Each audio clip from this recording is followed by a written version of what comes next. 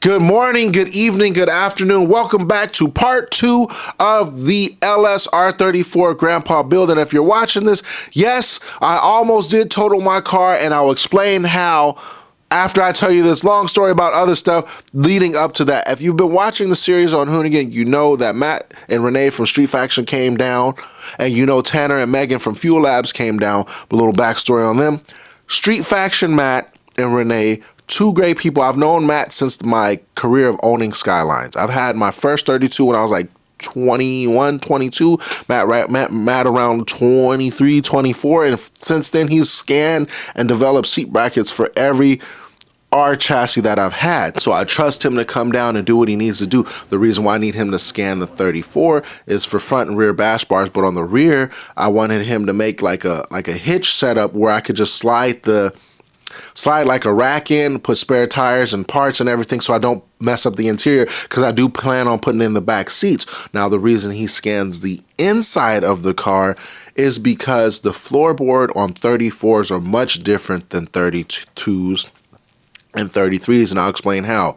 The 34 is the only car to have relaxed mounts. So on most Skylines, they're set up like S chassis exactly, except that bolt by where the door is. So it's either closer or further. So most people who have S chassis, if you do or do not know, is when you buy seat brackets and you're like, why is there two bolt hole placements, once for a Skyline and once for a S chassis? Skyline being a little bit closer, S chassis being a little bit further down. So on my car, the 34, unfortunately, if you have a GT or a GTT type, the brackets are relaxed. If you have a all-wheel drive version or a GTR, they are like this because of the trans tunnel having the notch on it by the driver's side for the transfer case of the all-wheel drive system for the transmission.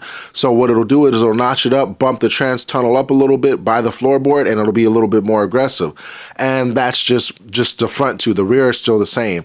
But they needed to scan that. And also, for you guys, a little bit of tidbit, they scan the car just in case I want to put a cage in it or a rear seat delete.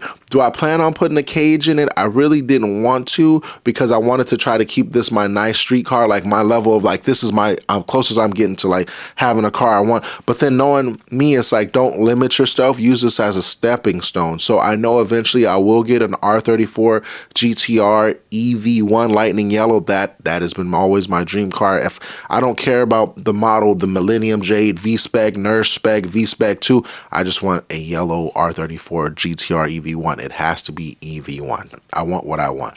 So moving on from that, thank you, Matt and Renee from Street Faction. They scanned the whole car and they cooked up a beautiful suspension piece. Now, for my suspension, I was trying to use McPherson style suspension.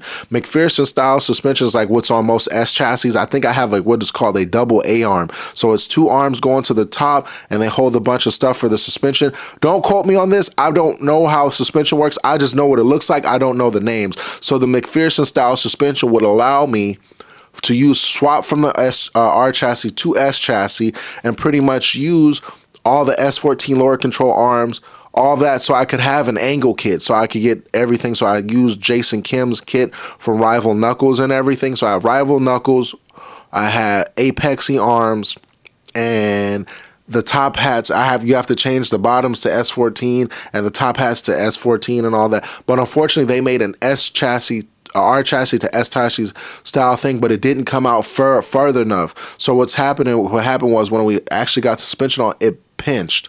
So it would have binded and everything, and it would eventually snapped, and we didn't want that.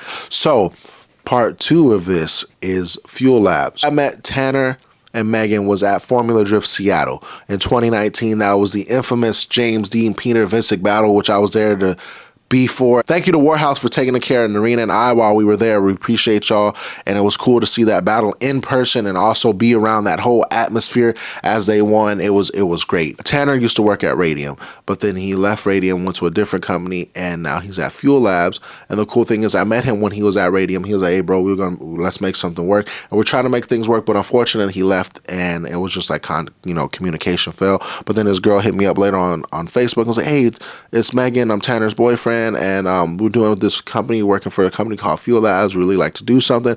And I was like, cool, let's take a chance and work. And then here we are. So the system that I have in the car now is a Fuel Labs drop-in fuel pump. I think it's 340 with a Fuel Labs surge tank. So what it does is it allows a car to never starve of fuel. So what happens is that tank, the fuel pump in tank, is fueling the surge tank, which is always giving it fuel, so it's never empty. So what's happening is, what most people don't know about drifting, when you're driving, the fuel is sloshing around, and what that does is sometimes it'll cause starvation. And you'll see people stop. What happened? Oh, bro, just running. When you run low on fuel, that's what'll happen.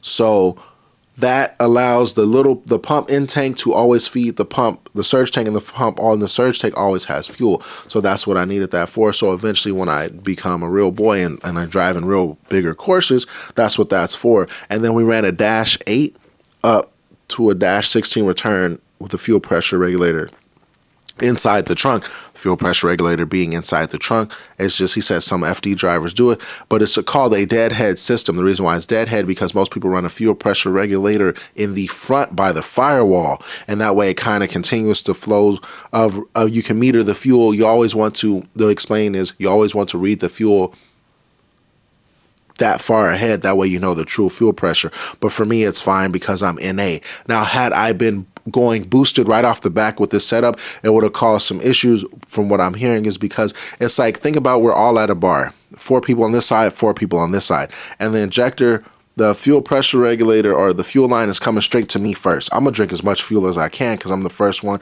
and just keep passing it down, as until the 8th guy, which is the 8th injector, just is like, bro, I need some fuel, and we already all drank it up. So you're getting whatever we didn't want, and that'll cause problems in the engine. So we don't want that. So when we go boosted, we'll redo everything. That's if we go boosted.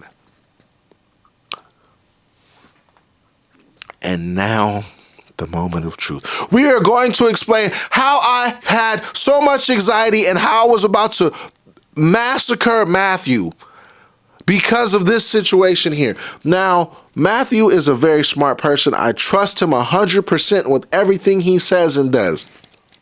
So when he was like, while you're gone, I went to Australia on a trip. That's all I'm going to say. I went to Australia on a trip. And they wanted to finish the car while I was gone. So what they did was, we're going to put these wheels, these dollies on. We'll put the dollies on, move your car into a trailer, and get it to the shop. These dollies have never been outside of just putting on a car in and out of the shop. So we get the dollies on the car. We get the car loaded up. Here's the best part.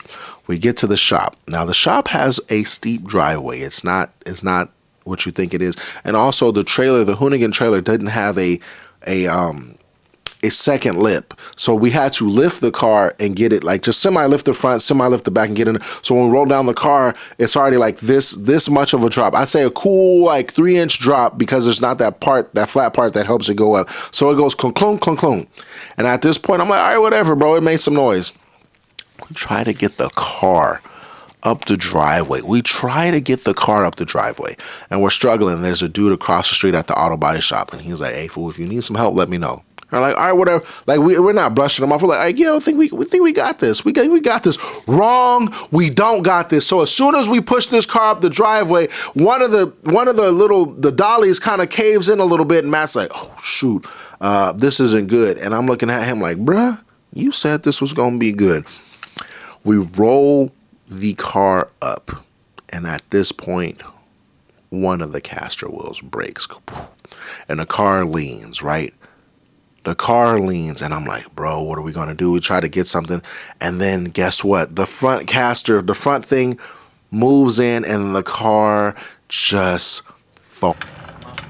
Build a drift car, they said it'll be fun. Build a drift car, they said it'll be fun. I should have just kept this shit simple. And I'm like, bruh, like, my car is on the ground. And I'm trying to be a good friend and supportive and not yell at my boy Matt. But this whole time in my head is like, if you mess this up, I'm going to mess you up. But then the dude goes and gets some jacks across the street, brings some extra jacks. Now the car is jacked up. And it's just chilling. And I'm sitting here like, what are we going to do, bro? We got to get this car. Now, most people would get furniture dollies and furniture dollies are made to move furniture, so we could have put furniture dollies under the car and slid it and moved it back. But guess what? We ain't got furniture dollies, and we don't have time, and we're running out of time. The reason why we're running out of time is because Matt's son's baseball game is the same day, and I want to see little man play. He's been practicing, hitting dingers in practice and everything, which is cool. But I'm not trying to rush Matt. We're on time. And I'm sitting here like, how are we going to get this? The dude says, you guys need some help? And we're like, yes, we need some help. He literally whistles. Everybody watching this, he whistles. And then all those Hispanic gentlemen come and they help lift the car. And I'm like, what? I'm sitting here and people are like, well, why you didn't help? If I told you my Skyline fell onto the ground and however many dudes came from a body shop with the whistle, like just literally, he's like, and the dudes just came. There wasn't no hesitation. Like they just came. If I told you this happened, you wouldn't believe me. So I had to document it. I had to let y'all see what I saw. For everybody said, he's as big as all those dudes put together. You got dang right. But somebody needs to tell the story. If the Titanic was sinking and there was one dude filming, y'all wouldn't have never believed the Titanic sank. A lot of moments in history are caught by that dude, Sharkeisha. That steady cam was steady. You would have never believed it if you heard it. But when those dudes lifted, and I was like, what are they going to put this car on? I thought they were just going to lift it and walk. They put it on a cart. They put it on a cart. And I was like, is that a hot dog cart? They was like, no, it's our parts cart. We use to just move back and forth. Bro, this cart is the strongest cart ever made. I don't know where they got it from. I believe they made it. You can't get this cart. All I'm going to say is, this whole time they're rolling my car into the shop, I'm on edge. But I'm like, bro, this car better not fall off. But they did their thing. And I can't be mad. Thank you to those dudes across the street. I appreciate you so much. The dude who runs that auto body shop, I appreciate you so much, because I wouldn't be here to tell the story that I'm telling now. And the cool thing about this was my car wasn't even messed up. The part that made it seem the worst, that the car was on the ground, it's kind of like when the car fell on the ground, it was like softly put. The reason why it sounds so violent, because everything around it broke. That's the noise you hear. The car is fine, which was cool. The frame, the frame rails of the car, fine. And I was like, I can't be mad. I can't be mad.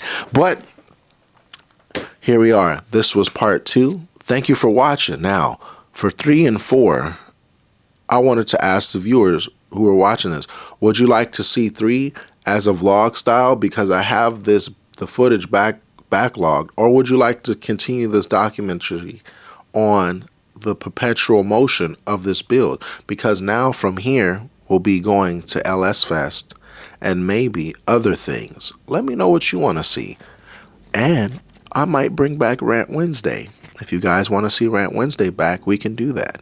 Until then, thank you for watching. I appreciate all you guys, and thank you. Show him, Gilbert. Hit him for the one time,